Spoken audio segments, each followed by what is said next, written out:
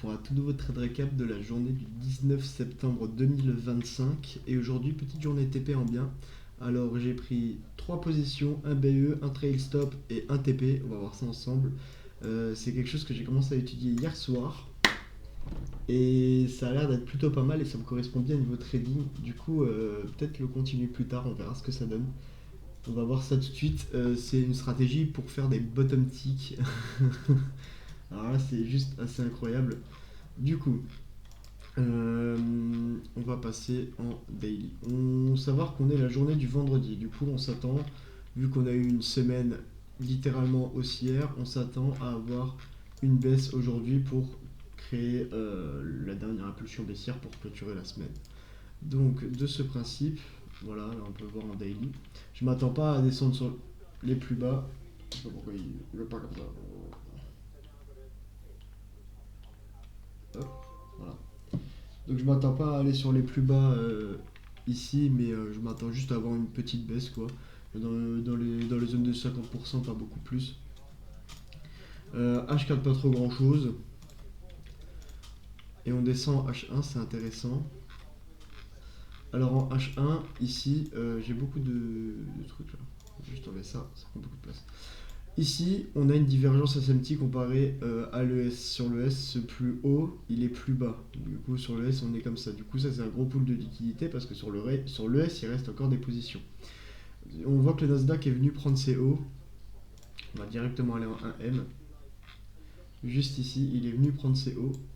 Et l'ES ne les avait pas encore pris. Du coup, moi, j'ai pris une position prématurée sur le Nasdaq. Pourquoi? Parce que, justement, de cette stratégie de bottom tick, en gros, il nous dit que on trace un Fibo et ce Fibo, petit poilier, hop, ce Fibo nous donne un point d'entrée optimal. Ça veut dire que là, sur la dernière break de structure, là, on était en tendance haussière et moi, je veux que le prix aille à la baisse. Du coup, sur le dernier break baissier qu'on a eu, donc là, c'était ici, et ben je trace mon petit Fibo 2.618.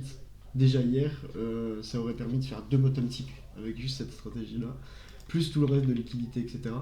Et là, on voit qu'on vient réagir dans cette zone parfaitement, on vient délivrer à la baisse.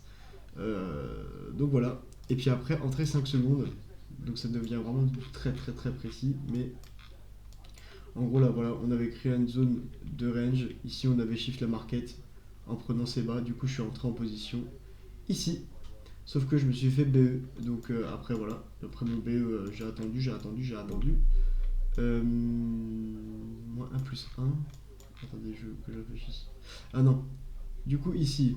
Après, je suis re-rentré ici, dans cette zone. Voilà, exactement. Et je me suis fait trail stop juste ici. Parce que du coup, je savais qu'il fallait pas que je me mette à BE. Mais c'était juste par émotion, je me suis mis à BE. Du coup, voilà. Je suis rentré ici, trail stop sur cette zone-là. Juste ici. Ça m'a permis de me faire 100$. Et là, le dernier. Ici, on est venu reprendre les plus hauts sur le S. Donc, pareil, si on va voir sur le S. Hop.